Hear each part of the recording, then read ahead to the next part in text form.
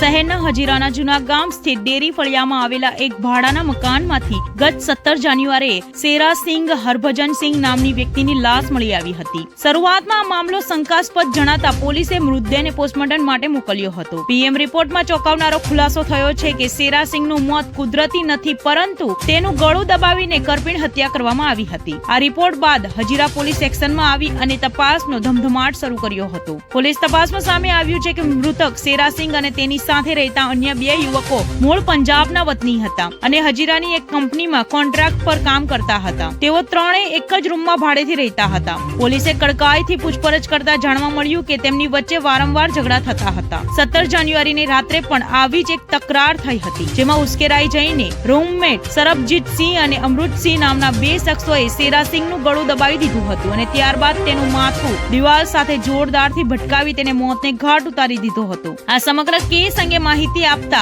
સુરત પોલીસના એસીપી શ્વેતા ડેનિયલે જણાવ્યું હતું કે ટેકનિકલ સર્વેલન્સ અને પૂછપરછના આધારે બંને હત્યારાઓની ધરપકડ કરી લેવામાં આવી છે। મિત્રતાના નાતે સાથે રહેતા યુવકો જ ખૂની ખેલ ખેલશે તેવું કોઈએ વિચાર્યું પણ ન હતું। હાલમાં હજીરા પોલીસે બંને આરોપીઓ વિરુદ્ધ હત્યાનો ગુનો નોંધી કાયદેસરની કાર્યવાહી હાથ ધરવામાં આવી છે। સુરત જેવા મહાનગરમાં ભાડૂતો અને શ્રમિકો વચ્ચે વધતી હિંસાની આ ઘટના લાલ બત્તી સમાન છે।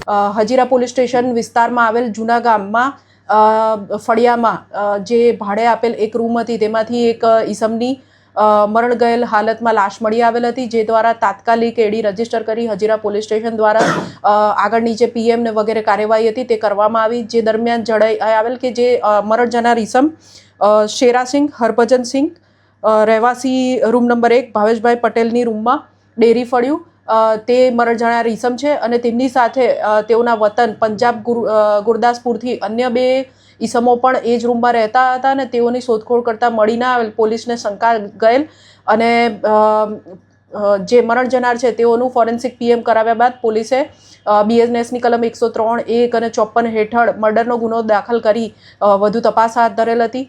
આ તપાસની અંદર ગણતરીના દિવસોમાં હજીરા પોલીસ સ્ટેશનની પીઆઈ તથા તેમની ટીમ દ્વારા હ્યુમન ઇન્ટેલિજન્સ અને ટેકનિકલ સર્વેલન્સથી આરોપીઓને શોધી કાઢવામાં આવેલ છે અને બંને આરોપી આ કેસમાં જે મરણ જનારના રૂમમેટ હતા તેઓની સાથે છેલ્લા 3 મહિનાથી આ રૂમમાં ભાડેથી રહેતા હતા અને તેઓની વચ્ચે અવારનવાર કોઈને કોઈ બાબતે અવારનવાર જે ઝઘડો થતો હતો તેનું મનદુખ રાખીને એ લોકોએ તારીખ 17 પણ મરણ જનાર સાથે મારામારી કરેલ, તેનું ગળું દબાવેલ તથા દિવાલમાં માથું પછાડતા આ જે ઈસમ છે તેનું મૃત્યુ થયેલ હતું।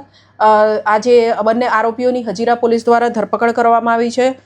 સરબજીતસિંહ કુલવંતસિંહ ઉંમર 33 વર્ષ તથા અમરીકસિંહ સુબેકસિંહ ઉંમર 30 વર્ષ બંને મરણ જનારની સાથે આજ રૂમમાં ભાડે રહેતા હતા તથા ત્રણેય આરોપીઓ મરણ જનાર તથા બંને આરોપીઓ કોન્ટ્રાક્ટ ઉપર હજીરા પોલીસ સ્ટેશન વિસ્તારમાં આવેલી કંપનીઓમાં કામ કરતા હતા। આ આરોપીઓની હાલ ધરપકડ કરી ગુનાને લગત વધુ પૂછપરછ હજીરા પોલીસ સ્ટેશન દ્વારામાં કરવામાં આવી રહી છે।